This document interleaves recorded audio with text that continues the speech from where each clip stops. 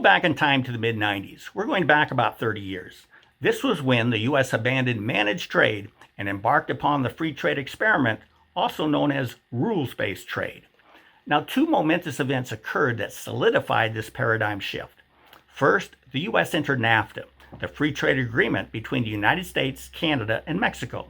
Second, the World Trade Organization, or WTO, was established pursuant to the 1994 Uruguay Round of the 1947 General Agreement on Tariffs and Trade, or GATT. And thereafter, the WTO replaced GATT as a governing body for globalization. Now, the goal was to agree on a set of global trade rules that would essentially replace tariffs as the preferred means of managing trade. Hence the reference to abandoning managed trade in favor of rules-based trade. And though America took a deep dive into this new rules-based trade, there were skeptics, and fortunately so. The skeptics hedged their bet that the U.S. cattle industry could survive the new experimental paradigm, and they successfully negotiated with the WTO for a tariff rate quota system for beef, a TRQ system. And this was to prevent a wholesale tsunami of cheaper beef imports from around the world that could destroy America's beef and cattle supply chains. What the skeptics did was look at the approximate volume of beef imports from various countries and then use those volumes to establish soft limits on beef imports from the major beef exporting countries at the time. What I mean by soft limits is that countries can exceed their tariff rate quota by paying an over-quota tariff rate of 26.4%. So it's not a hard cap on imports.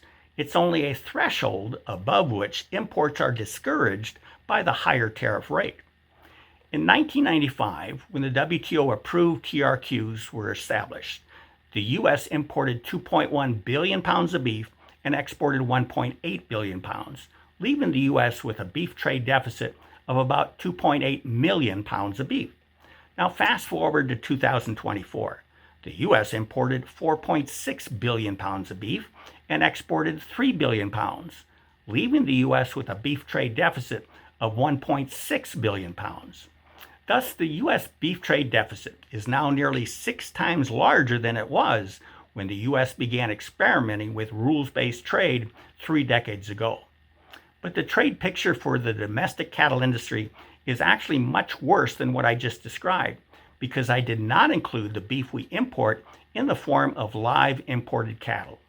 When the beef from imported cattle is included, the beef trade deficit increases significantly. For example, in 2024, we imported 1.6 million more live cattle than we exported.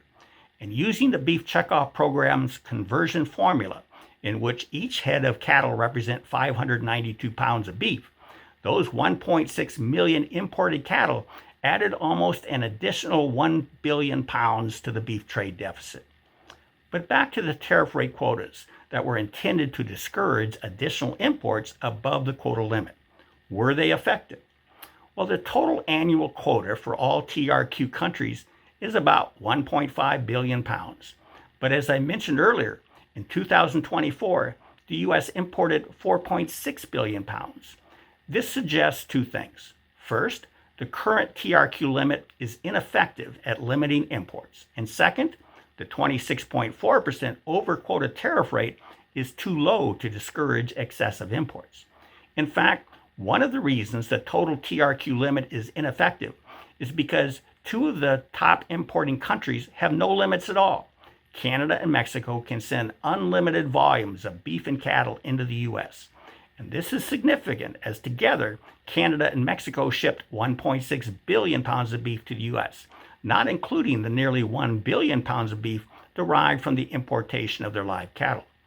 What concerns us is that when the U.S. persistently buys more beef than it sells, it is depriving the U.S. of the opportunity to become self-sufficient in beef production, to strengthen our domestic beef supply chain, and to reinvigorate our rural economies. So what should we do to correct this destructive beef trade deficit? Here's what we recommend. First, we should set a worldwide TRQ that includes all beef imports from all countries at a level that reduces the total volume of beef imports entering the United States by 1.5 billion pounds. This will give our industry the space it needs to begin rebuilding.